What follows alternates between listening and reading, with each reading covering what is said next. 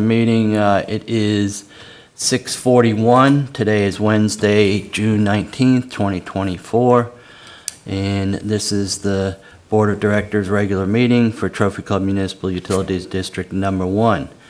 I'll read this via conference thing. The presiding officer and a quorum of the Board of Directors will be physically present at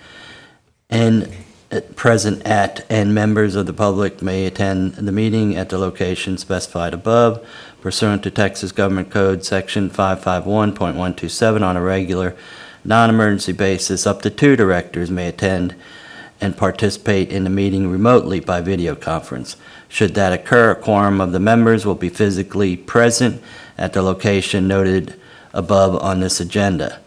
And I already called the meeting to order. We have Vice President Brewster, we have Director Rose, and myself present, making a quorum. We have Secretary Treasurer Harper and our attorney Pamela Liston calling in via Zoom. Okay, citizens' comments. This is an opportunity for citizens to address the board on any matter, whether or not it is posted on the agenda. The board is not permitted to take action on or discuss any comments made to the board at this time concerning an item not listed on the agenda. The board will hear comments on specific items prior to the board addressing those items. You may speak up to 4 minutes or the time limit determined by the presiding president or presiding officer. To speak during this item, you must complete the speaker's form that includes the topics of your statement. These are the blue forms on the back table there. Citizens should be limited to matters over which the board has authority. Do we have anybody, Lori? No. Okay. We do have the fire chief present, as usual, usually. So thank you for attending. Report and updates. 1, staff reports. A, capital improvement projects. B, operations reports. C, 2023 annual drinking water quality report. D, finance reports. And E, Government Finance Officers Association Distinguished Budget Presentation Award. Alan? Good evening, directors. Capital improvement project updates tonight. So our pump station improvement project is moving along well. The installation of the new header piping, for the most part, has been completed and backfilled. We did make a field change order to replace an existing T that's adjacent to one of the designed header connections, and also adding additional new piping, replacing the existing piping to pump number 5.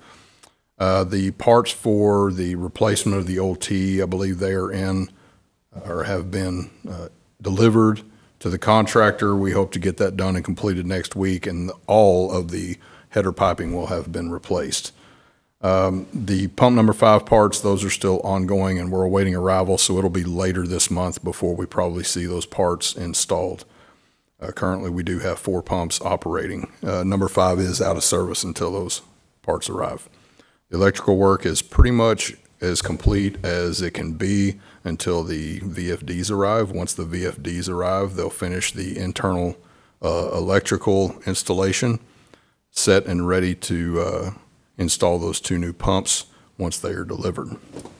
Everything so far is still scheduled to be arriving in August as far as those VFDs, so we're hopeful that schedule does not get delayed. The FY 2024 waterline project, the submittals have been completed and materials are in the process of being delivered to the site. The contractor has started beginning the installation of temporary water lines along Sonora Drive and some of those adjacent cul-de-sacs. The pipe replacement plans to begin that along Sonora Drive, starting around the Monterey intersection and working their way back towards Village Trail. They're probably going to start working on that next week.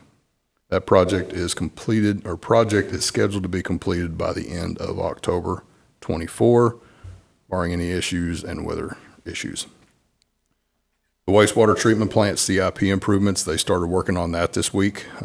All the submittals have been delivered and approved, and the contractor is planning on getting the majority of those materials delivered and pretty much a quick turnaround on that. They only anticipate being in for a few weeks, but at the most, they plan on being completely constructed and complete with that project by July 24. The wastewater improvements, those point repairs, those were delayed significantly due to the rain this last month, but to my understanding, they only have one remaining. And they're supposed to be working on that this week, if I'm not mistaken, if it's dry enough to get across some of the wet areas behind the golf course. That should be completed by the end of this month. The prep work for some of those manholes has already been completed and still in progress right now.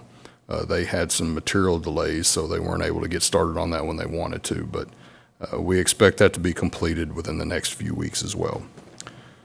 Still haven't heard anything from South Lake on their draft water master plan, but if we do receive any information, we'll pass that along to you all.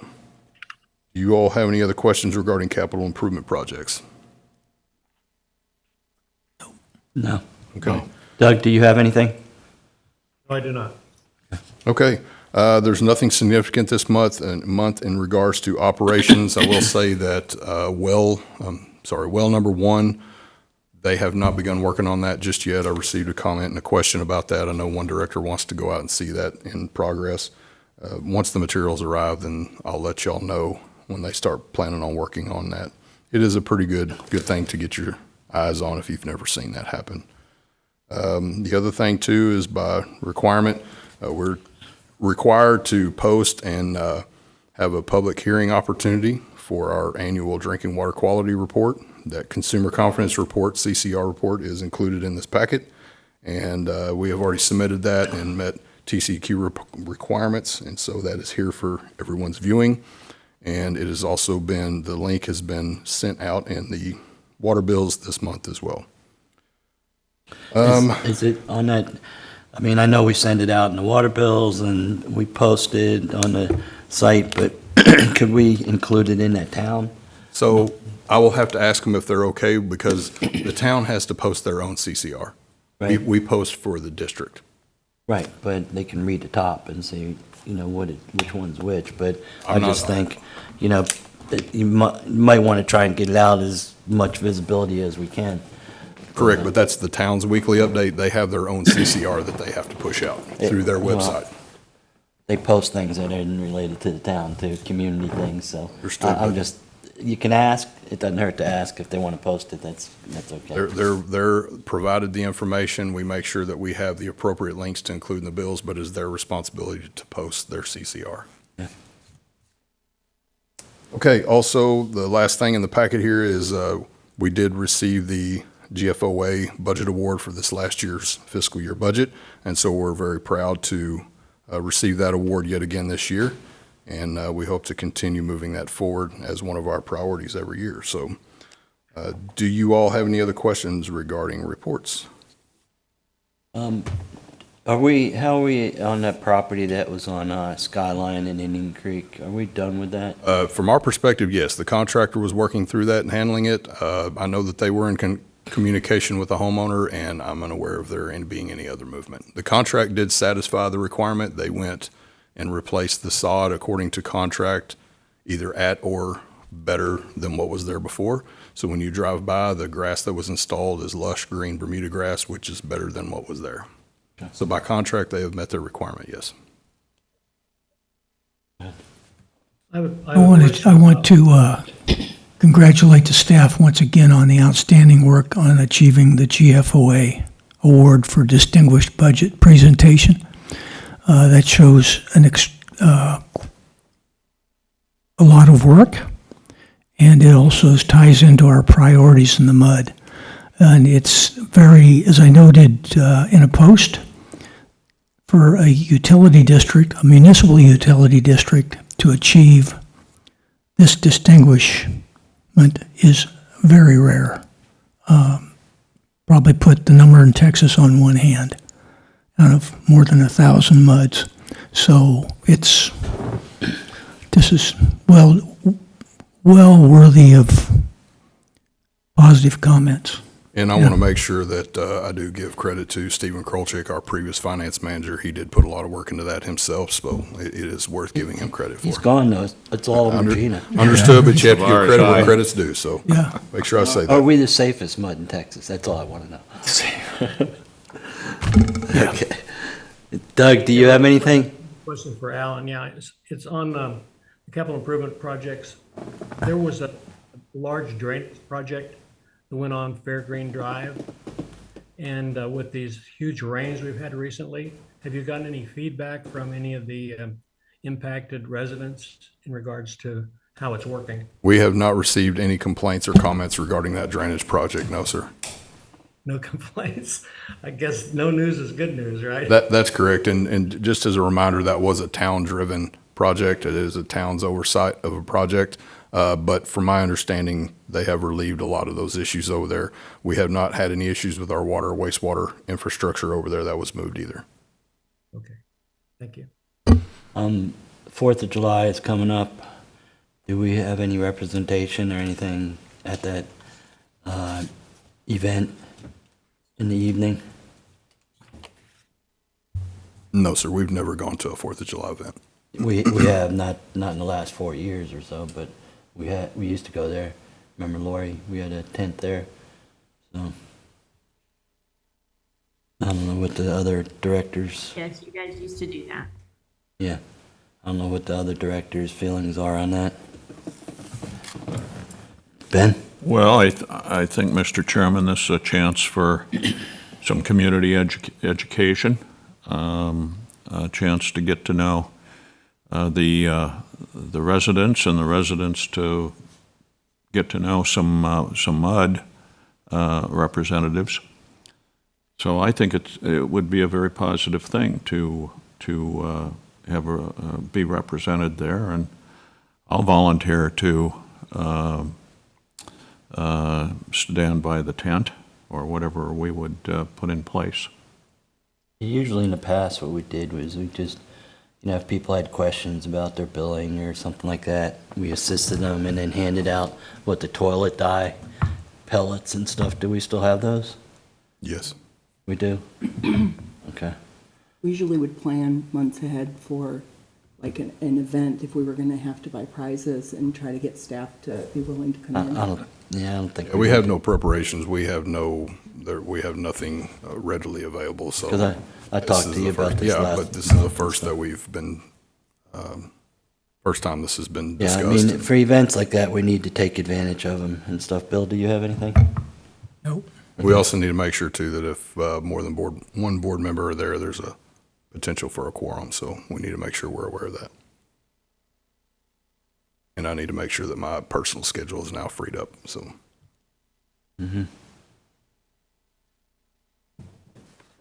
Can we get can we check with the town if we can, piggyback on one of their tents or? I'll have to reach out to Brandon and talk to him about what's available and what they typically do and see if they have anything as far as space goes available. Yeah. We could post a notice of quorum if the board wants to work it, be there and man the table. Okay. Chief, you all gonna have the usual fire equipment there? Yeah, okay.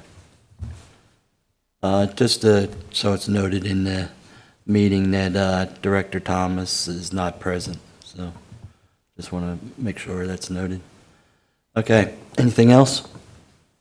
In regards to the 4th of July event, is that held in the fire station? It's held down at the park by Indy Park. Okay. It's usually in the evenings before the fireworks. They got a band, food trucks. The town usually has something. Fire guys are letting people crawl all over the equipment like little monkeys, right? And, I know, one year it was held in the, I don't know if it was, well, it wasn't 4th of July, but it was a special open house for the fire department. And Yeah. we had a table there, I remember. yeah, they still have that too. Every year. Do you know when your open house is, Chief? First week in November. Okay. So clear your schedule, Doug. Along with Ben, I'll help out and Yeah. help to man the tent on July 4th. Okay. As I said, if Ben is going to be there and you're going to be there, and I know Bill usually walks around there, right? No. No? And Bill doesn't plan on being there this year either. Okay. So, He's and I, out of town or something, I think. yeah, anyway, that's all personal. Yeah. Okay. I've got a question about the fact that it's being raised at such a late date, and two, it's frankly an infringement on the staff's time on a holiday. Well, So, I brought it up to Alan, a little while back, but, if Ben is going to volunteer and Doug, staff doesn't need to be there. okay, and that, if the two boys want, well, here's something else. They're the next ones that are up for election. They need to take their campaign stuff with them and get that FaceTime out there and wear their Uncle Sam uniforms and look really good. And Nah, We're not running for governor. yeah, exactly. So, I mean, you could consider it a political event, and that way you get to shake all those hands and take all those pictures and keep smiling. we can attend too and thank everyone for the votes, right? I've done that already. Yeah. Thank you. Okay. Okay, anything else? Doug, you have anything else on this, report and updates? No, sir. Okay. Mr. Chairman, a question. Yes. When OneSource came through, I know they were cutting a lot of lines and causing some disturbances. I don't know if this is the right place to ask the question This about is that. operational, yes, sir. Okay. But are you doing, you fixed that by going out and helping them understand where our lines were each morning before they did their cord boring. Are you doing that this time? So or what how's happened it on working out? OneSource was there was never a pre-construction meeting held where we were involved. When they went out and started hitting multiple lines, we stopped construction until we had a conversation with them. Once that conversation was had, they were potholing and locating service lines. Yep. Recently, in the last, I know we had one that was hit yesterday or the day before, and there's been a few others, and staff has stopped construction on them, I believe, a few times already, and informed them that they're not going to be able to proceed until they locate our water services to make sure that they don't hit them. So staff has been very openly communicating with them. A lot of the problem goes into there not being a formalized pre-construction meeting. And we're just, after the fact, we get locate requests in from the boring company, it may be a month or two later, so. Yeah, I'm surprised the town didn't do that this time around. And I'm not sure that they had a pre-construction, I just know that we never received an invitation, so. They are, as you drive down Inverness, as you swing around and go through, you'll see all the dirt stacked up out in the front yards now. At every meter, they've dug down till they find the lines coming in. Got one right in front of my house with now a little orange fence around it. You're welcome to come by and take a look at after. Well, the it's meeting. getting up close and personal for us, too. We've got a red flag in the front yard, and that's an indicator. Yeah, Yeah, and staff has been told numerous times that, don't make sure that they know and stop them. Feel free to stop them. I support them 100%, and we'll help work through their higher levels of communication if we have to. But so Good far, job. they've Thank you. been working well with them, yes. I heard they tagged one on Inverness today, but I don't know. It was just a rumor I got. I'm not certain. I know that staff They're has digging. found Yeah. a few minor service line leaks that they've been out repairing. Okay, I'm not sure if it's boring related. okay, Okay. okay. And FYI, OneSource is now Fiber First. They changed their name. The services, you pay Fiber First now. Okay, moving on. Consent agenda. All matters listed on the consent agenda are considered to be routine by the Board of Directors and will be enacted by one motion. There will not be a separate discussion of these items. If discussion is desired, that item will be removed from the consent agenda and will be considered separately. Agenda item 2, consider an act to approve the consent agenda. A, May 22nd, 2024, regular meeting minutes. Do I have a motion? You do. I move to approve the consent agenda. Okay, I recognize Director Rose is making a motion to approve the consent agenda, item A. Do I have a second? Second. I have a second by Vice President Brewster. All in favor? Show of hands. Okay, that's unanimous, and Director Thomas is absent.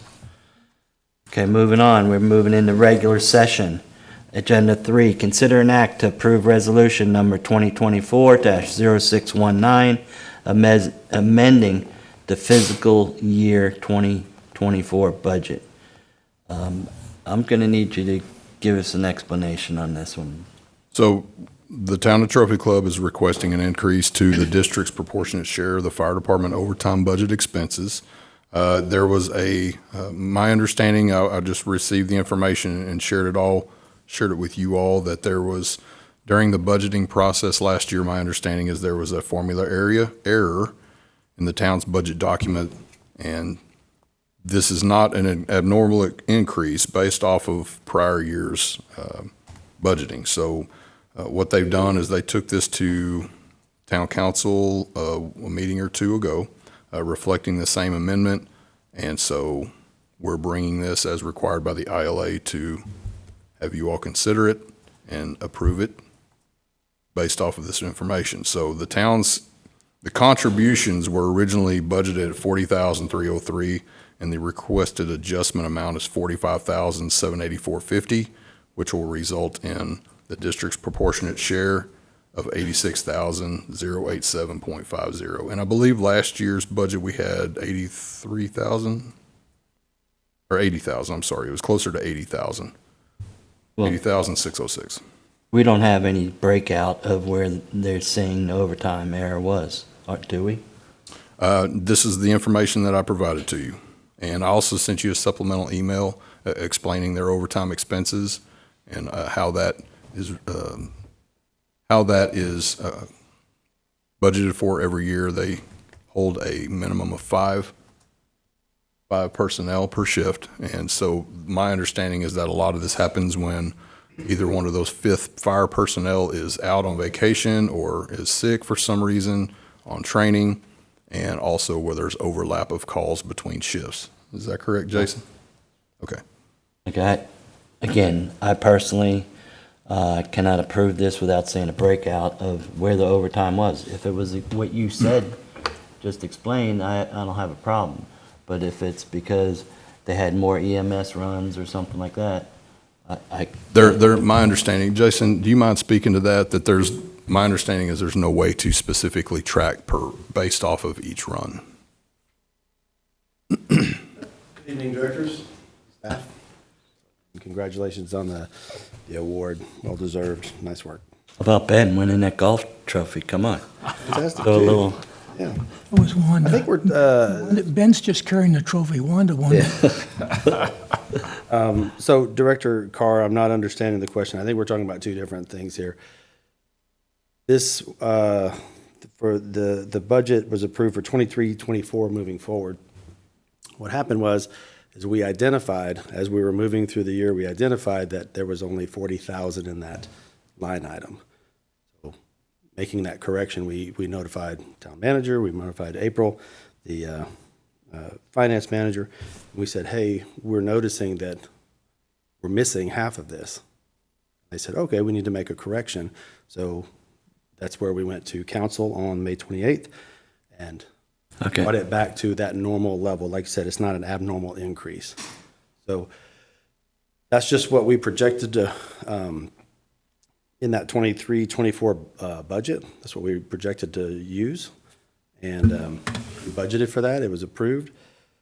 But what we noticed when we started running the monthly reports was that half of that money was missing. So that correction was made. It didn't have anything to do with the amount of overtime or what we were doing operationally. It was like we didn't get the money funded for us. Well, Does that make sense? I understand what you're saying. We approved the fire budget, maybe September? September. And I know we had lengthy discussions on, hey, where's this number? How come this number doesn't match up? And now in May, after all the audit was done in April and approved by the council, they're saying, hey, this money isn't there anymore for they're just coming to find out something.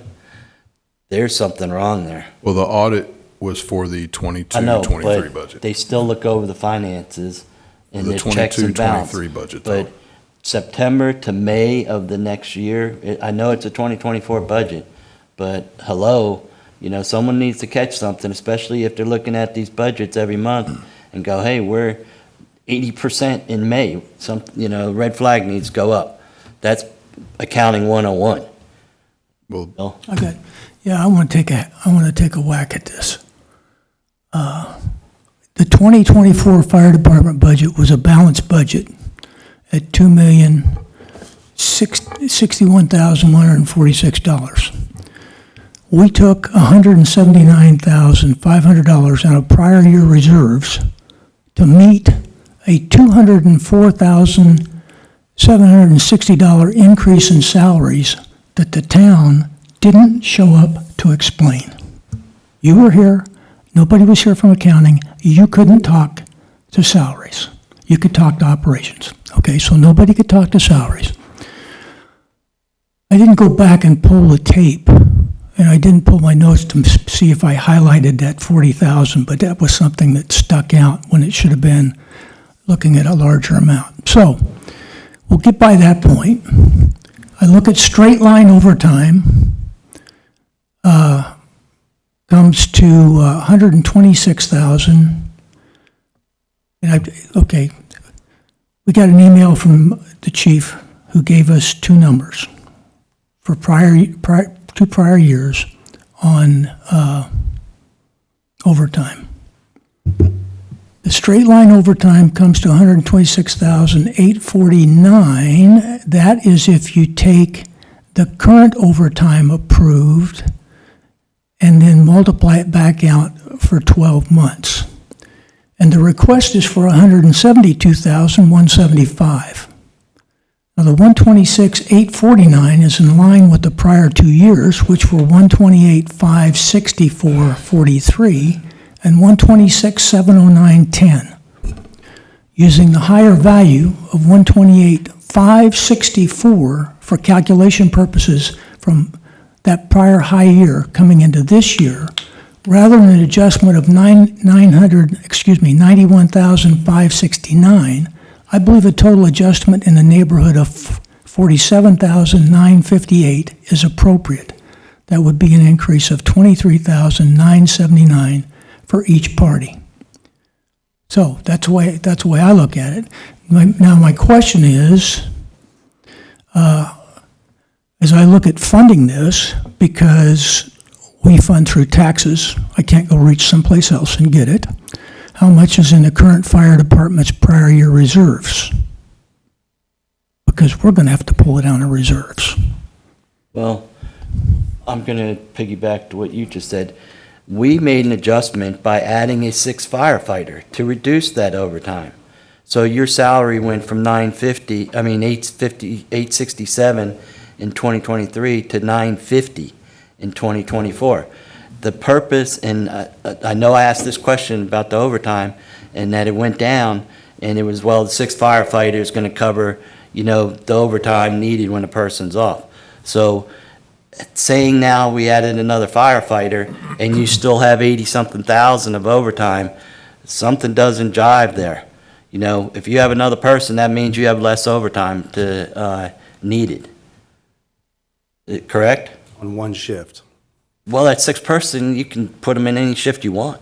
If someone leaves, guess what? The person with six people, you pull one off and bring up the other ones to 5 again, which we operated on 4 a couple of years back, or 3 or 4 years back. But yeah, we had, it keeps going up. Now we need 6 on everything. A couple of years, it'll be 7 on everything. But we have mutual aid to cover, that's another topic though. But the purpose of adding a firefighter was to reduce the overtime. And the overtime budget, you're saying, it should have been 80,000 instead of 40,000. I'm not buying it. Do you have anything, Ben? I don't. Doug, do you have anything? Well, I've worked for the private sector, and overtime pretty much is when you're in tight times, you don't get overtime, period. Now, maybe for the fire department, they can't run with fewer people, so they're pretty much forced to bring in some extra help. But as far as the explanation for the money, I didn't understand it, and I want a lot more detail before I go ahead and prove it. Okay. Bill, do you have anything? Yeah, and I mentioned this one to the general manager. In our ILA with the town, there's a requirement to submit budget information to the MUD no later than the 10th of each month for the prior month's activities. I ask about that. We are receiving that information, but it is in such detail that it's basically too much to send out to the board.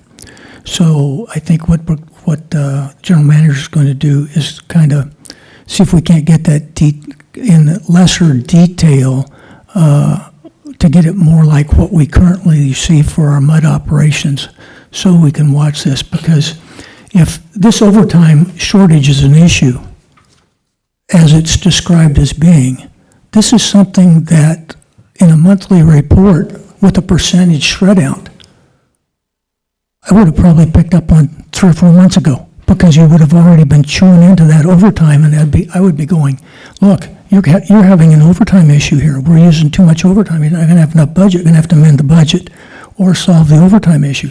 And so it's impossible to take good preventive action or timely action when you don't have current information.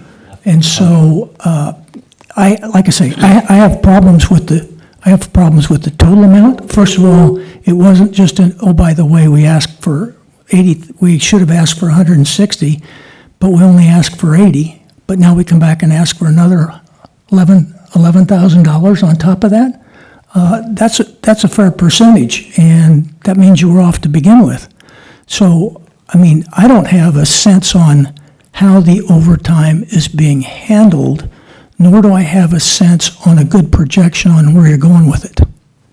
Okay, so go ahead, Chief. Yeah, thank you. Yeah, and I mean, it's not to say that it might not change later on down the road. I mean, it's already 6 months after the budget was approved. But at this time, I'm going to make a motion that we do not approve this resolution at this time. And hopefully, we can get further information. And the reason for that is I represent customers of MUD. I'm not voting for something that I can't support and show factual data why the overtime is high when we just added a 6th person. Can I talk to that? Can I speak to that? Let me see if there's. Wait, let's, the motion was made, we need a Yeah. second for discussion. No, Exactly. you said you were going to make a motion, didn't make the motion. I said I make a motion that Oh, we you made a do not motion? approve. Okay. Do I have a second at this time, until we get more additional information? I'd talk to your I motion, have but plenty I of didn't want to information second if you it. need it. Excuse me? I'll I have second. plenty of information if you need it. I Okay. was prepared to talk about all of this in detail tomorrow at our budget workshop, but I think we're talking about two different things here as far as what we're trying to, what the town approved on May 28th versus why we have overtime. If you want to talk about how we operate, if you want to talk about. Let's get a little bit Okay, clearer just on our, I need a procedures second for the to my- moment. I'm so sorry to interrupt. Yeah, I'm sorry, what? I have a motion on the Who's the table. second? Oh, yeah. We No, need a there's no- second, or it dies and you can talk. I second it. Okay, I have a second Okay, by Doug seconds. Secretary Treasurer Harper. Now you can talk. Thank you. Appreciate it. If you want to talk about how overtime is generated and how we run operations, that's one thing. This was approved May 28, 2024. What we were trying to do already in the beginning of the year. Okay, so I think we're just talking about two very different things. So let me speak to the 6th firefighter. Let me speak to how we do overtime, how it's even created in that line item, right?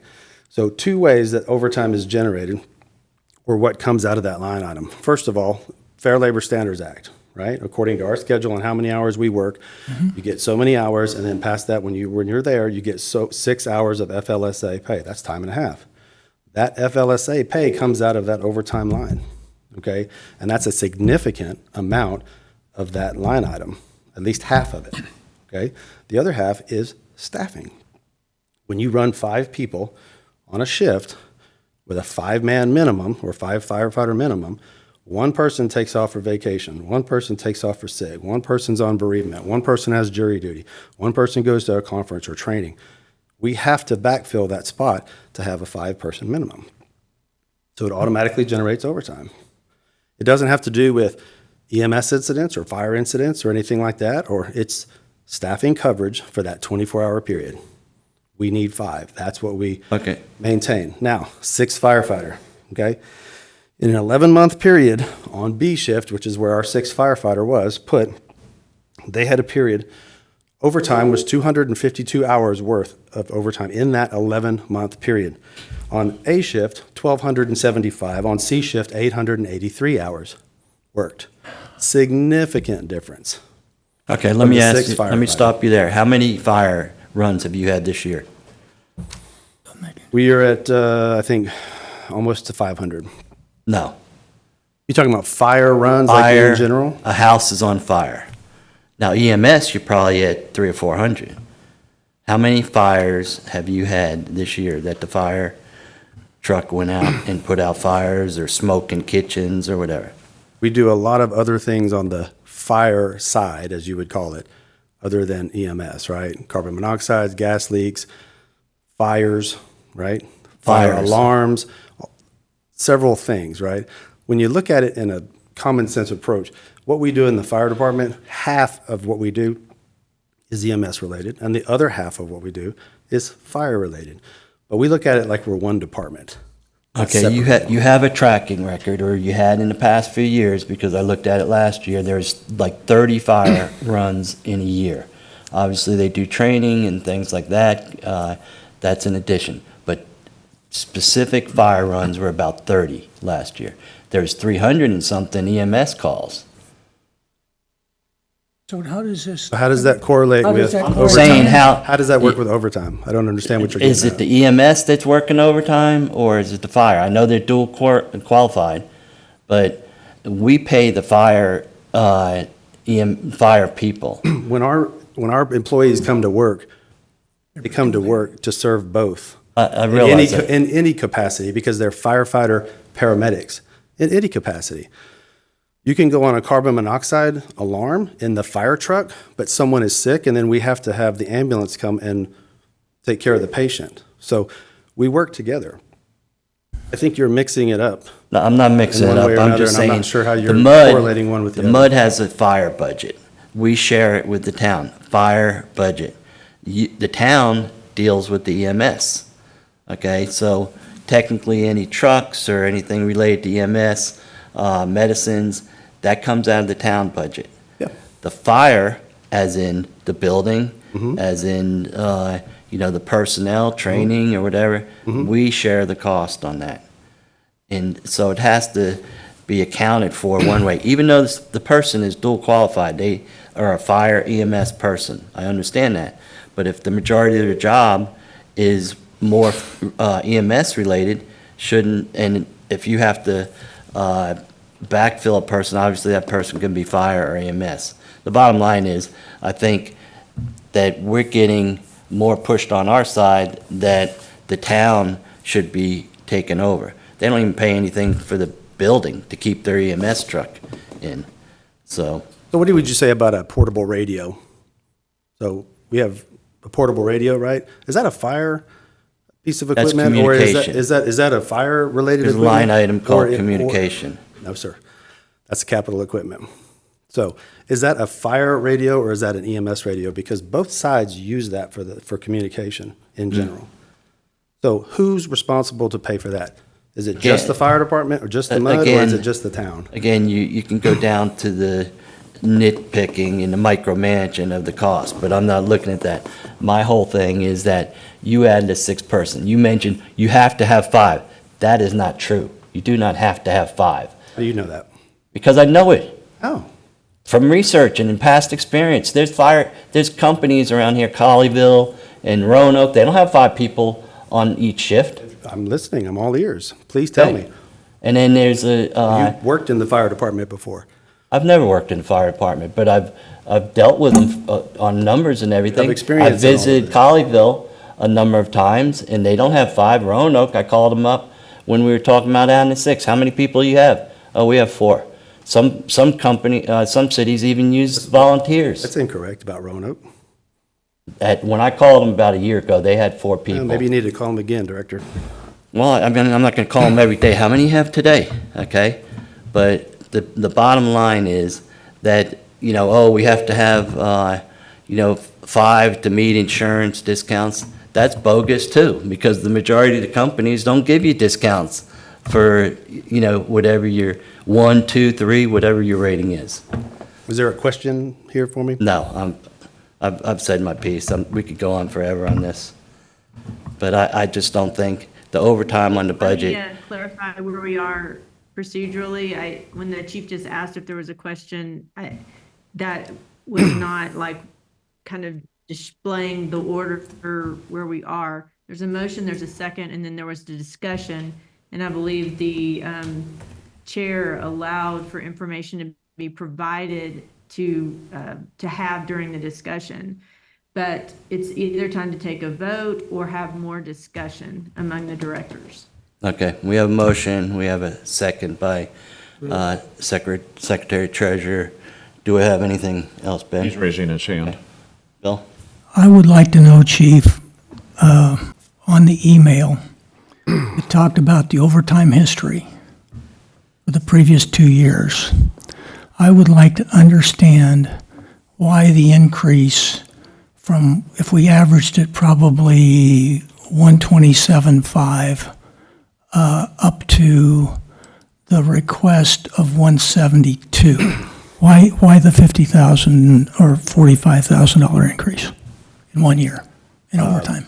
Firefighters go out on FMLA, firefighters have surgery, firefighters, there are several reasons why we have staffing issues, right? I believe we have a great culture, but life happens. But tell me And what. you know I understand employees. I understand what you're saying, but Like I'm tell me saying, what's okay. different from the previous 2 years to this year? One example, and this is something that's been going on for the last few years, even before I was here. We have a part-time program. We fund it, right?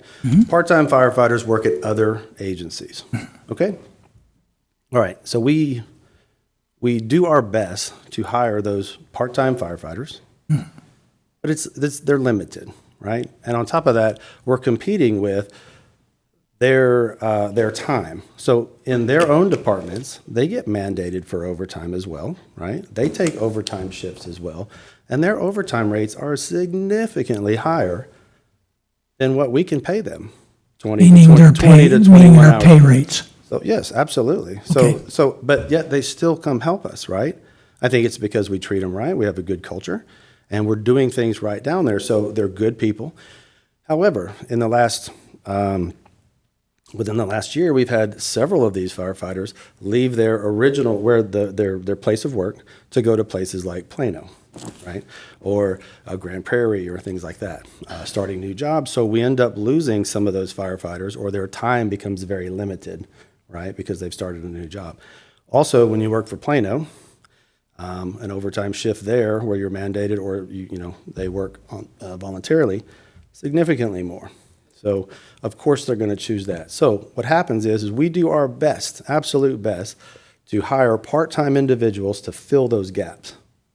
We have someone. We do our best for that, right? So let me understand. Sometimes when we can't, what does that leave us? What option does that leave us for the full-time staff to pick up that overtime? So let me understand what you're telling me.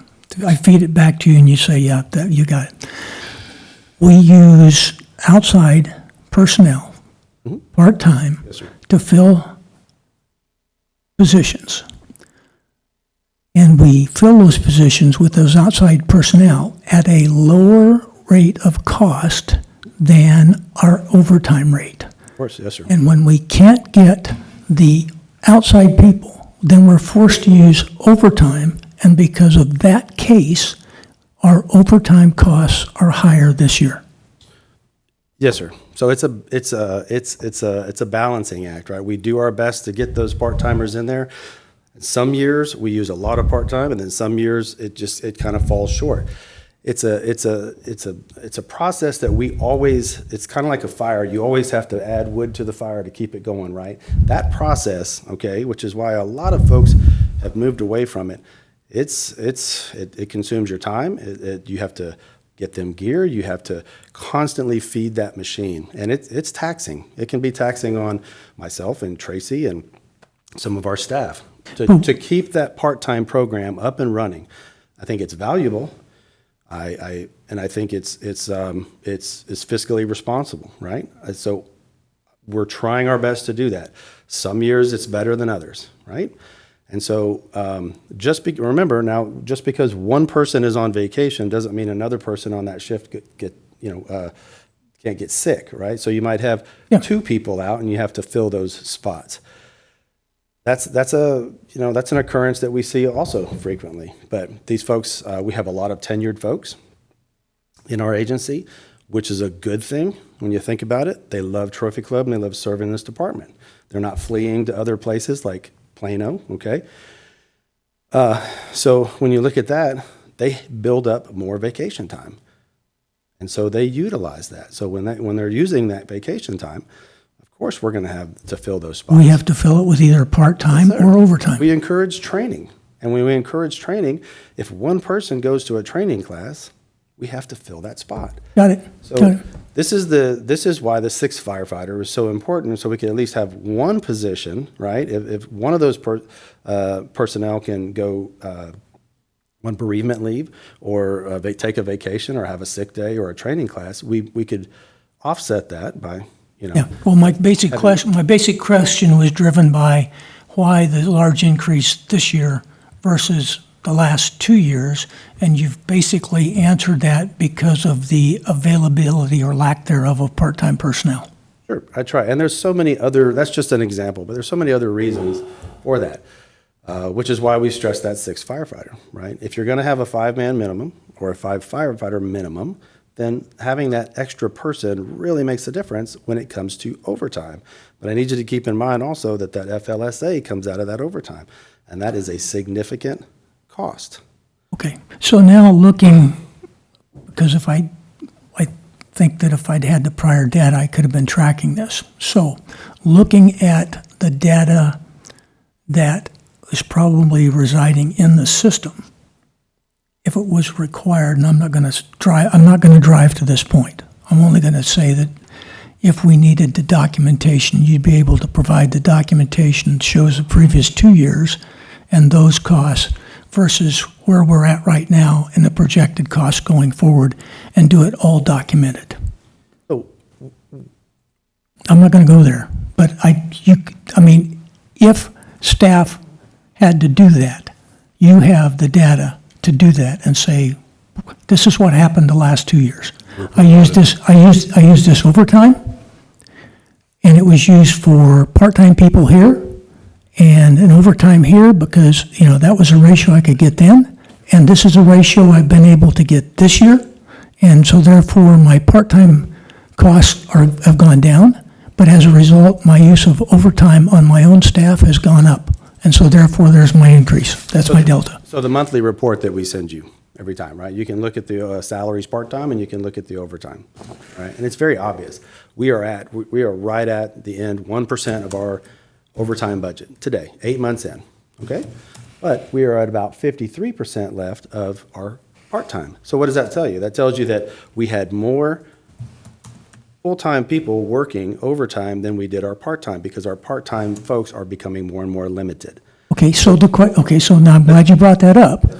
Can we move some of that money from part-time over to overtime? Now, it won't cover the full kitty because we've already talked about the difference in reimbursement rates between part-time people and our standard staff on overtime. Yes, sir. So instead of moving it at that particular time, so at the end of the year, if we're coming in under budget, right, that's what we're looking for, right? So without moving it, we can still that money will offset that overtime line item. Because we talk about, that gets into true-up, and true-up, as I understand it, is still not accomplished for last year. And you're not the guy who does that. I wouldn't know about that, no, sir. I'm innocent. Gotcha. Okay, And let me- I understand. You were provided the overtime dollar amounts from the previous 2 years in the email that I forwarded I you. got that. That's So right. You have that dollar amount. That's where I pulled it from, and that's Right, what, right. that's what drove the So question. they've already provided that data. Yeah, And another, But it's not spread out. It's not shred, I mean, the overtime data is, well, that's true, it is spread out, but I don't see the full, I don't see the, wait a minute. From the part-time funding bucket, we pay our people overtime, and we pay part-timers. From the overtime line, we pay two people. We pay our people overtime from the overtime line, and we also pay part-time people their salary out of that, or is that a different bucket? It's a part-time salary line item. Okay, got Just it. for the part-timers. Got it? Yes, sir. Yeah, I got it. But, so at the end of the day- I still understand the balance. At Thank the you. end of the year, right, there might be money left over in overtime, or there might be money left over in part-time. Okay. So it's a balancing act, right? Yeah, But anyway, that's why we speak about the sixth person so often. It's very difficult to run a fire department with you have a set number of what you're going to accept for a minimum personnel, and then have that same number, of being, okay, we're going to have 5 on shift, and we're going to have a 5 minimum. That really makes it difficult, because one person takes off, something happens, you're automatically trying to fill that spot, right? So 6 person is that way. So the reason we say 5 is important, and we say 6 is better, so we can offset that. But 5, think about it, you have 3 people on an engine, and you have 2 people on an ambulance. So if we have a fire incident, okay, those 3 people, you have a driver, you have a captain, and you have a firefighter, right? And that captain and that firefighter can do 2 important things. Single-family house fire, you can do 2 things with 2 people. Think about that, 2 people. You can stretch an attack line for fire attack and hopefully knock that down, or you can formulate some sort of a rescue, right? And take that victim away from the fire. That's what we hope to do, okay? Yeah. But we're limited because that's the staffing. Now, as Director Carr would say, hey, let's go with 4, because that's what you need.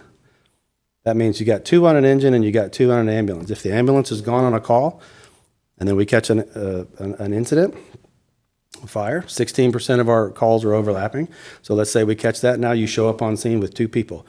You don't get to stretch an attack line, and you don't get to formulate a rescue, or you don't get to do that with 2 people. It's unsafe. You put people in a bad spot. So that's why 4 is out of the question, in my professional opinion. You're missing the point of automatic aid.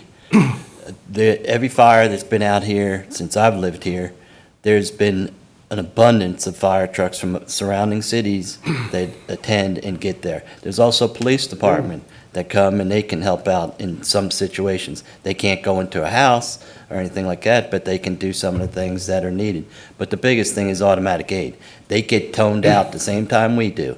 If they're there. Westlake isn't that far, Roanoke isn't that far. They're available. What if they're on other calls as well? So we There can was do this all 11, night. 11 companies when Southlake had a fire a year and a half ago. 11. They sent some home within like 20 minutes. And that's good that they responded and they were available. But we're about getting that. off topic, We so. talked about that, and you forgot that I was on that fire too, so. Yeah. But look. So you went to Southlake too then?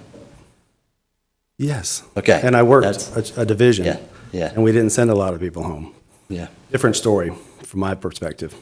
Okay, we have a motion, we have a second. Anyway, one last thing. Tomorrow's our budget workshop. We can discuss in detail about our overtime and about staffing and our staffing model. Okay, that's where we are today. A lot of what he's talking about with police helping and different things of that nature, and 4 people, if Chief Thomas told you 8-10 years ago that you needed so many people, and that's if you just give him 3, if you just give him 4, and that's all I'll ever ask for, I can't speak to that. But we're not in the 80s. It's not 10 years ago. Our call volume has increased, okay, a lot, about 40-something% in the last 10 years. I sent you those reports. Those numbers prove it. Our demands for services are up.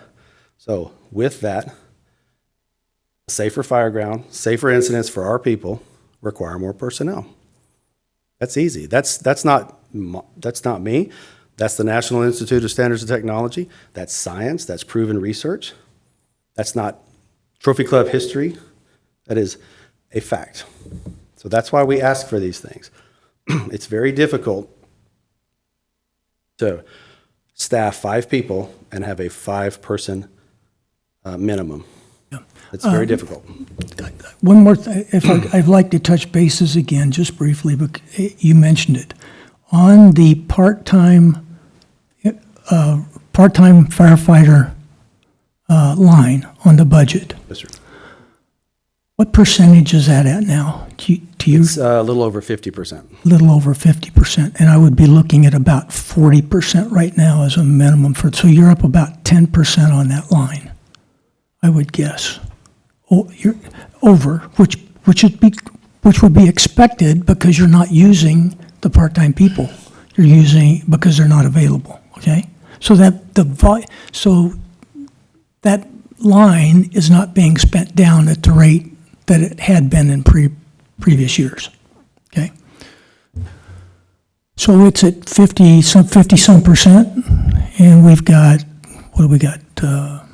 We got, probably you're going to talk June, July, August, September. About 4 months. yes. 4 months to go. So 40%, I think it's 8% per 8 point something. May Or may I help 32%. answer your Yeah, go questions? ahead. So I'm looking at the last report we received, and if you look at the just bottom line of the fire department, you're showing that there's 23,000 in encumbrances, which has been assigned, it's ready to spend, okay? So it's been calculated in the total activity for the year, okay? Fiscal budget, 1,800,000, this is based off of their reports. Total activity for the year, 1,124,300 roughly. Budget remaining $653,054. So when you look at the bottom line, we've got 33.33% of the budget remaining. And the last report shows that they're at 36.27%. So technically, they're under budget By 3%, easily. So which is, when I see these reports, I look at the totality. Nothing raises a red flag to me. Just want to make sure you all know. I will request that the town come up with a more summarized report, and I'll start forwarding that to you all for your review. well, let me, If you're looking so for looking at, reasons so, about overtime, I promise you it's going to be staffing related. Two things it's related to directly, those numbers. It's staffing shortage, right, and FLSA. okay, I'm not worried about that right now. So the next thing I look at is the big pot, meaning the total budget. If I got, how's my revenue versus my total expenses? Yeah, we're gonna And talk right about the now, budget. well, it makes a determination on what I do with this. The question is do I need to put more money in the pot, or does the money in the pot just need to be reallocated? Bill, this question is whether you want to fund more money to bring it up to what they need for this year's budget. What you're talking about, I think, and correct me if I'm wrong, is you're saying, okay, what's your overtime or, going forward? No, what I'm saying is, do you need more money in the pot? But this is putting more money in the pot. It's detailed where it's going, but it's putting more money in the pot. If the pot already has more than sufficient funds to operate out of the pot, all you need to do is reallocate the pot, then you reallocate the pot, you don't add more money. Okay, so bottom line is you need more information.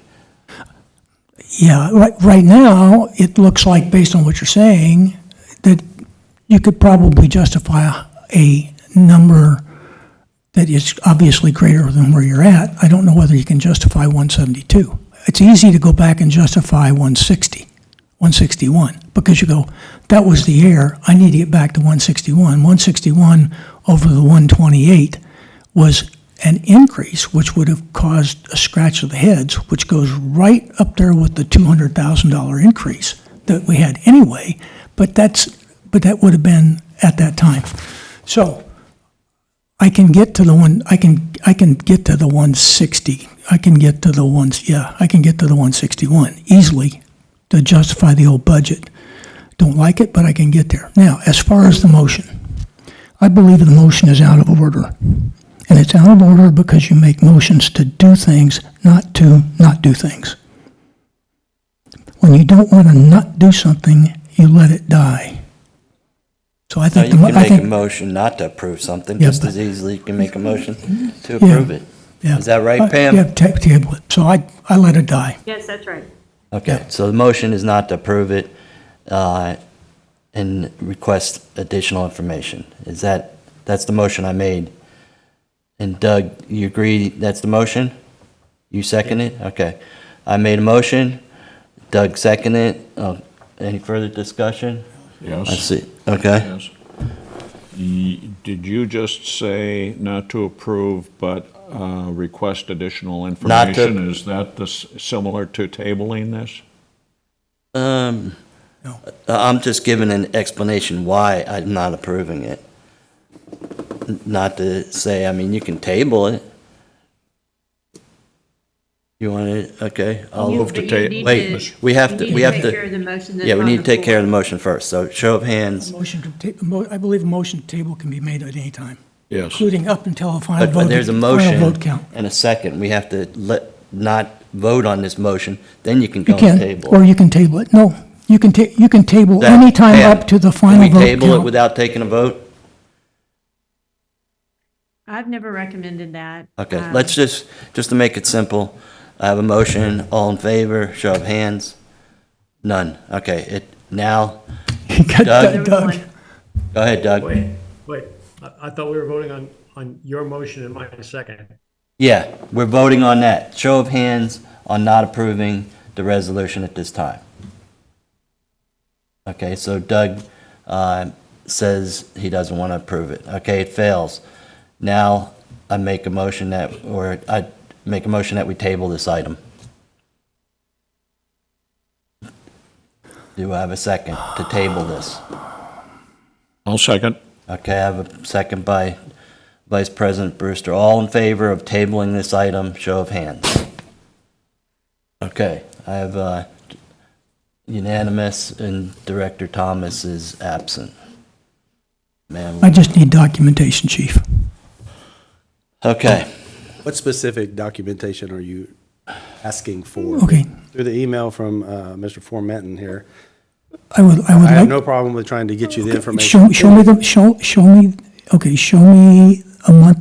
a monthly track on what happened to the, I would like to see a monthly track on the overtime expenditure and a monthly track on the part-time expenditure, and then a projection for the rest of the year on those two tracks, okay? Does that make sense? Let me make sure I'm hearing you right. Okay. So each month, we have, Plotted on Excel graph monthly, this is, hey, on Monday, this guy was on vacation, so no, we call just it- by the month, just by the Yeah, month. that's what I mean, though, is in a month report, you want to say, how many people took vacation, how many people were on vacation, how many times we filled that? No, that what you're I don't, asking? not that detail. I only want it done like a monthly recap sheet. And I'm interested in the expense, not the justification behind the expense. I don't want you to tell me that this guy was gone for 3 days for this particular reason, and I had to do, I did part-time employee for part of it, and this. I'm not interested in that much detail. I just want a graph track on the monthly overtime and the monthly part-time, okay? Just the dollar amounts, and I want to track that against the total budgeted. And that's all I want. And we can, when I get that, then we can say, okay, these things are working this way, and you can say, here's what I have for the next 4 months that I know of. I have these guys going on leave, and I've only been able to replace based on the previous history of this year, I've only been able to get a 42% or whatever rate of replacement for part-time employees. And so based on that, this is where my part-time employee dollar amount's going to be, and this is what my overtime amount is, and that overtime amount is going to justify your request for 172, 175, I mean- or be close. Yeah, I mean, maybe you can get with the chief and make sure he has the right information. I understand what he's requesting. I think It's it'd be very easy to easier. look at that monthly report and you can see what we've spent so far. So you go back 8 months and divide that over 8 months, and it shows you what we've, on Yeah. average, of what Yeah. we're doing every month, of what we're using out of that line item. Yep. And then what you do is you take that, hey, so much per month, and then we just add it to those, multiply it by the 4 months, and then we add that back, and then you get a projection. It's very. And that easy. goes It may into be what- it may be linear, it may not be linear. Right.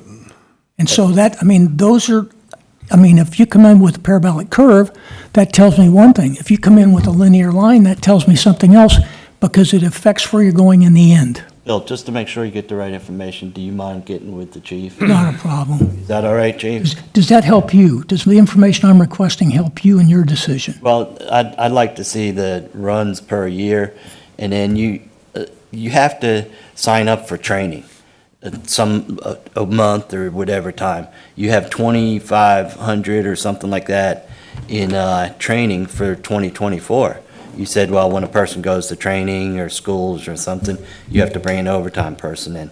So if you have any future training that someone's going to be missing, and when a person gets sick, you can't predict that. A person on leave, they have X amount of days per year. So they're going to be gone that many days if they take all their vacation. Training, that they're going to be gone. So those are the days you're going to need overtime or part-time people. And our own firefighters go and do part-time for other, at least they used to. I don't know if they still do, but some of them, on their off hours, they work for other agencies that are in need like we do. So I'd like to see that in addition to what Bill is going to get. In other words, The if you- runs, is that what you're asking for? Is The you what? want to see the Runs? amount of runs? Is that what you're asking for? the runs, Calls.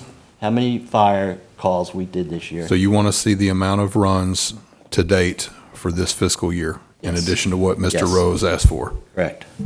And then I want to see what training we have scheduled out for the remaining of the year, because you can have overtime for those times. Chief, It's gonna be Chief, drivers, you no have drivers. your report that you provide at the end of the year, I think, is what you calculate the request from. Is that true? That's a lot of information that we utilize when we Correct. look during the budget process. Yeah, we try to project historically. That's how any budget works, right? You look back at what you've been doing in the past, you project any sort of inflationary rates or some sort of cost increases here and there.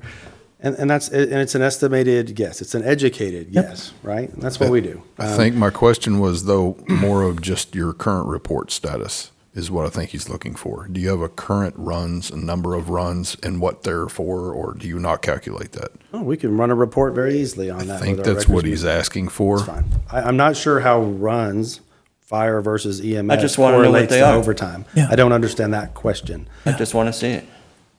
It's for the budget, how So many it runs doesn't our correlate to fire are doing, and how many runs our EMS are doing. But I'm not sure what that has to do with our overtime budget. The- Yeah, he just I wants the just want the data. information. He just wants the information. Is everybody going to be here tomorrow at the budget review or workshop? Yes, yes. Everybody going to be here Yeah. tomorrow? Okay. Please, let's talk about it tomorrow. That's what it's there for. I'll be glad to answer some questions and we'll work all this stuff out and we can get all that information. And quite frankly, based on what's occurred this year versus, for the part-time employee versus the overtime, may be a factor in what happens next year. If it's cheaper, in other words, what he's saying, if it's cheaper just to add a sixth person on another shift versus pay 100 and something thousand in overtime, why not do that? Well, that wasn't where I was going, but That's what we're supposed to see this year, and obviously the overtime is more. So, anyway, we're done discussing this. you've made me smarter. Okay, Thank you. thanks a lot, Chief. Director Carr, I encourage you to just look up NFPA 1710 on staffing, right? And please, come down to the fire station. I'll be glad to just talk to you for however long it takes. Things have changed, right? And I'll be glad to explain everything that we do, just to get us on the same page, because I think we're not talking about the same things. And I'd love to just have a better fine. relationship with you on that. Director all right? Harper has a comment. Yeah. I Director have- Harper. Oh, sorry, Doug. Just a comment to just get it off my chest, because the description of this agenda item, the line says, originally approved at 40,303. This increase resulted from a formula error in the town budget document, is not an abnormal increase. That's very confusing to me, and a $40,000 formula error isn't a rounding error. So why do they say it's a formula error? I think someone just calculated it wrong when they moved it across those 80-something thousand. But my point was we added a sixth firefighter halfway into the year, and then we agreed to pay for him. So the overtime should have dropped, but We tabled it, and hopefully we can get a deeper discussion in the budget tomorrow. Are you going to be calling in tomorrow, Doug, or? No, hopefully I'll be there. Okay, okay. Okay, that took a while. Thanks for discussion, Chief. Okay, next, Agenda 4, consider an act to approve the cyber liability and data breach response interlocal agreement between the Texas Municipal League, Intergovernmental Risk Pool, and Trophy Club Municipal Utility District Number 1 with an effective date of October 1st, 2024, and authorize the general manager to execute the agreement. Directors, TML IRP is the insurance provider for the district and covers all of our property and liability coverages. One of those is our cybersecurity liability as well.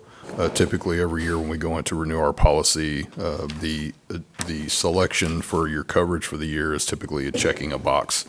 And Core Plus Band 1 is what we have selected for prior years. We were notified by the TML IRP that they are now separating these funds out specifically for cybersecurity and creating a separate fund. In order to continue our coverage, they have changed their rate structure, increased rates because of the amount of claims that they've been seeing. And now you have to have a document in place as an interlocal agreement for this. And so this is a formality so we can continue our current coverage as we have. And not to exceed $1,250, is that the number we're looking? It's the annual cost that we have been provided of $1,250. I'll entertain a motion. I'll move to approve the cyber liability and data breach response interlocal agreement between the Texas Municipal League Intergovernmental Risk Pool and Trophy Club Municipal Utility District Number 1 within an effective date of October 1, 2024, and authorize the general manager to execute the agreement. Not to exceed $1,250, correct? Correct. Okay, I'll second that. Okay, we have a motion by Vice President Brewster, a second by myself. Do we have any further discussion? Yes. Okay. My question is, do we have a documented approach to handling a data breach or a ransomware? How do we go about that? So if we are notified of a potential breach from our IT folks or internally, we contact TML IRP immediately. And they have specific people familiar with this approach, and we use them as our resource. We had a scare a few years ago. We contacted them. They handled working with our IT folks to make sure that things were isolated, shut down, verified that there was no breach, and any further action recommended. Thank you. Sir. Any further discussion? I see none. All in favor? Show of hands. Okay, unanimous, and again, Director Thomas is absent. Okay, moving on to item 5, discussion regarding community outreach. Mr. Brewster? Yes, I'll kick this off, Mr. Chairman. When Lori sent out the draft agenda, she asked if we wanted any additional items on it, and I got back to her with a couple of items, and community outreach was one of them. I said I'd like to see a couple of additional items, and I'll read this. First, can Alan review his plans for community education this year? For example, plans for school presentations. Jim, Director Thomas, mentioned that he had given school presentations in the past. I understand this to be about 10 years ago. And that he had prepared a PowerPoint presentation to help. Alan might find it useful to check with Jim. Also, I and others are interested in the success of the camper project. Kevin mentioned that a tour of our water facility and the fire station might be of interest and useful to the town as field trips for the campers. Proximity is great. There's a whole lot of interesting stuff to see and learn about. Pictures of the kids and a story about the things they're learning would be good for the weekly newsletter. As part of community education, can Alan come up with come up with a theme and outline of stories planned for the town's newsletter. So, my request is, Alan, would you weigh in on the newsletter So and what you're thinking about Let the me see if future? I can go through your request, your specific request, one by one. The community outreach, there was a discussion late last year to cancel that contract and program that we had at the time. So we notified the vendor that we would be no longer utilizing their services. That was part of the community outreach. There was also further discussion about communicating with the town regarding what they would allow us to do and share with them on their weekly update. We were told that they would be willing to share project-related news, and so we've been submitting that to them. We've been sending that to them, and they've been sharing it. The project, the information regarding the school, so part of our outreach program, we did have a PowerPoint presentation in place. We did get in with the school last year. This year, we were not able to align with them because of scheduling conflict, and we weren't invited back this spring, and we can always reach out again and see if we can get in with the school. So we've already got sources built, and we partnered with the Tarrant Regional Water District to assist us because what they have is a education outreach program more designed for school-age children. When the town, now we're going into the second question regarding the campers and the annex building. So I have not received any negative information. We haven't had any operational issues. My understanding is it's been going well, and I have not heard any other information in that. I believe the town manager, Chance, would be the best one to communicate with on how they feel that program. That would be your role, right? Actually, specific to that, they would be the ones that would communicate about the program itself because they are operating the facility as part of that. Yeah, I understand, but the idea of doing it could come from us. I think I mean, correct me if I'm misinterpreting it. Number one, we didn't have a budget, as Alan just mentioned, as we had 40,000 or something the year before. Originally. We opted not to do that this year as far as use the other source to create videos and stuff. But the camper thing is, the water plant is right there. The annex is right there. It's maybe 25, 30 steps. You can go to the town manager or whoever's doing overseeing that camper thing and say, hey, just for like an hour, breakaway, you can walk across the street and we can show you the equipment, how we monitor the tanks and things like that. For clarity, I think his request is about a more robust update of the program itself and what's going on and how that's going. That's the one request. The second was using our resources or our facilities to allow for tours. Chase was told that if they wanted that to be a part of their program, we were always open to that. The water plant has been under construction, so it hasn't been the most ideal right now. But they have been notified. I did have another conversation with the town manager earlier this week about letting them know that if they wanted to include that in their program moving forward, we were open to doing so. Any response? Not yet. I think that he's trying to allow Chase and his staff to determine what is best with what community wants. That's all we can do is offer it to them if they don't want to Correct, take up. correct. We're not going to call them every week, Bill. I'll go on record of being opposed to taking minors to the wastewater treatment plant. That is not, that's an 100%. industrial area. There are hazards down there. That's not safe. The water treatment area over here, other than the chemicals that we have over there, you could probably walk around and be safe. As far as getting in and being able to see what's available as far as displays, I think those displays can probably be brought up and made available. Would they be able to be available in here on screens? Like a water what tank, displays are you the talking water tank about? levels and all that other happiness. We could probably take some still shots of our SCADA program. Is that what you're Yeah, asking about? yeah. Yeah, if that's something that, I mean, it's pretty detailed for a 6-year-old. So There's more, Yeah. there's older kids than 6-year-olds. There's- Well, no, but I mean, Yeah. but you're gonna detail it, but I yeah. 100%, and I already had this conversation with Alan, is the wastewater treatment is off the table That's- because of the that's a- bacteria, too much stuff climbing around, and don't even want to hazard open area. that door. But we have opened that up to them. If they want to do any kind of tours or whatever, as long as it's scheduled and monitored, we have a great relationship with them now. Staff is working great right now. And we have offered them and they have offered to us, and we are communicating, in my opinion, the best that I have seen it since I've been here 4.5 years. All right, that's where I was going with this. Yeah. And I know Alan's been reaching out to him for other things, and we can't call him every day and say, hey, can you give me an answer? So, but as I said earlier, we didn't budget for videos or anything, and if Jim Thomas, he did a presentation to the schools in the past, but again, we can only contact the schools and see if they want it, and I think Jim would be willing to go.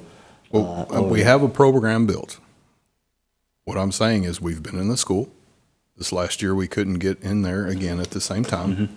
My intent has been and will be to communicate with Ms. Palmentary over there again about letting us get in the school to have a minimal discussion, so. Okay. Does that satisfy your question? Yeah, I appreciate the update. I'm glad that you're involved with the But staff over we're doing there, and absolutely you the guys are best we trading can to ideas. communicate. One of the, just a quickie, going back to when we first discussed this outreach a year and a half ago, you had some really good ideas. One, and it was called Did You Know? That's what you called it. You know, they have a camper standing over next to the 3 million gallon ground storage unit, and the camper's guessing how many gallons are in there, and you could do a whole bunch of creative stuff with that kind of thing. And climbing around on shiny red fire engines is always a treat for the kids. Well, and one thing to bring up on that, every year the town hosts a Touch a Truck event, and we also bring some of our vehicles down there and have a few staff members sit with them in addition to the fire apparatuses to allow them being a part of that, so. Yeah, I know that, but this is a different group of people, theoretically. I completely understand, but I have been open with Chase and the town Okay. manager about the willingness and letting them know that we're part of the community too. Good Yes. show. Yes, sir. Okay, so moving on to agenda item number 6, and this is requested by Director Thomas, discussion regarding potential transfers of water/wastewater assets from the town to the district. Do you know what he? So he had originally requested, and I sent an email out to the board a few weeks ago giving you all an idea because I knew that he was going to be out of town. But to reiterate the request, this is involving the transfer of wastewater assets potentially from the town to the district in the PID area. And it also includes the potential for future annexation discussion and potentially, if everything goes well, I know they had a desire to look at transferring fire assets as well as part of the long-term conversation. So Pam and I have a meeting with the town manager and the town legal counsel on next Tuesday to start talking about strategic mindset and what it's going to look like. If I remind you all, the town has been leading in this effort, so we've been awaiting them. I know that their legal counsel has been doing some discovery work, and so hopefully between now and the next meeting, we can provide you with some sort of update with some substance. But Pam and I will be a member of that meeting next week. Yes, you're welcome. Okay, moving on, discussion, agenda 7, discussion regarding access and security at the district facility. I asked to have this on there, and we used to have cameras in the hallway, like a screen, remember that? And the cameras have since been moved. Never understood why they had a display in the hallway, but whatever.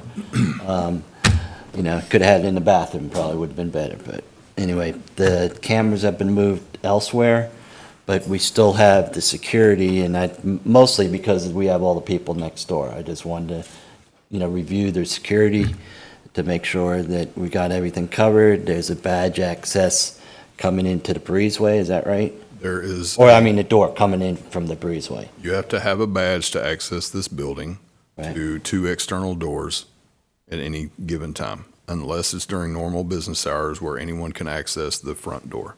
Right, then after I asked that, I found that this door over here that I've never seen open, but it had problems, and Alan's addressing that as far as. So these, both of these boardroom doors are emergency exit only. They remain locked 100% of the time. During the last election run, one of the election staff opened the door for some reason, I don't know why, to look out. I'm not certain why.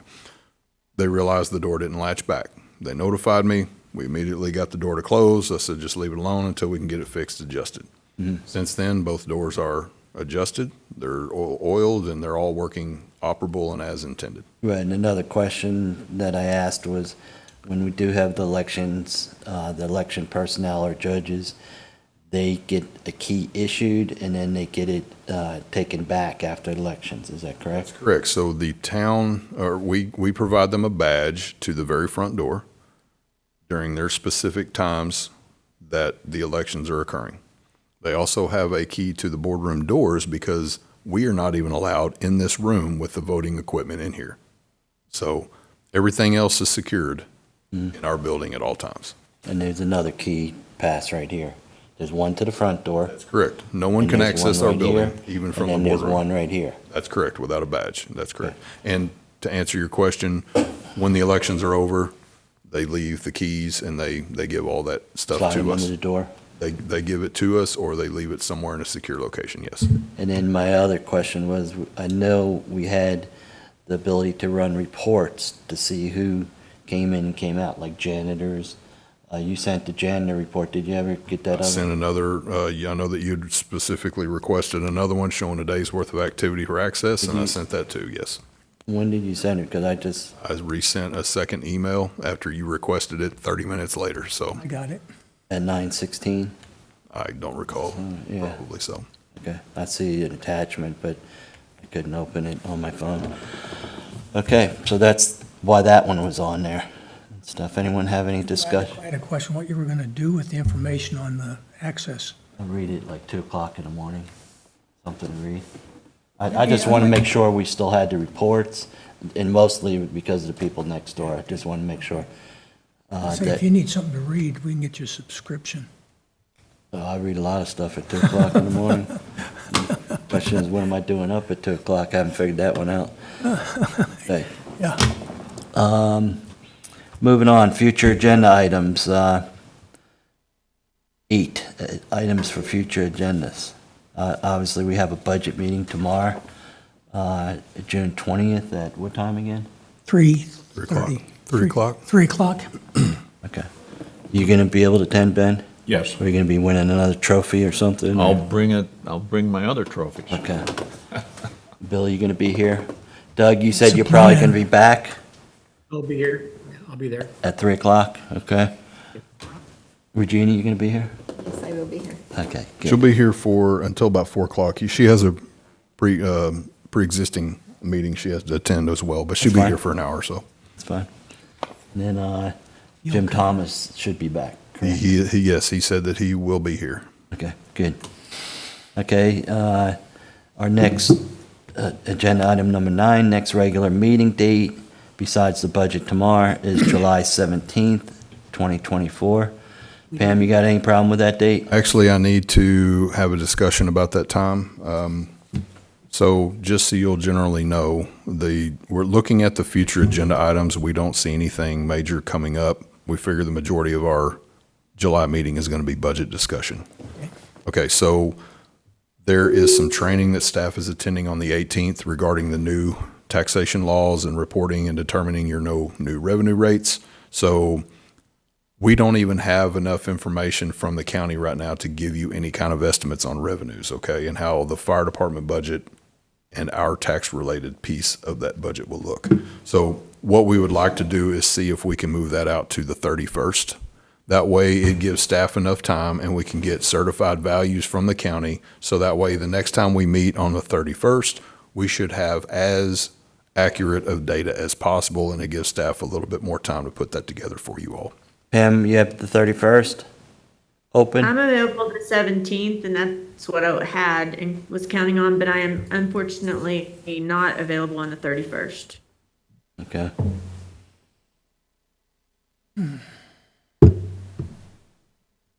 What's the 31st, another Wednesday?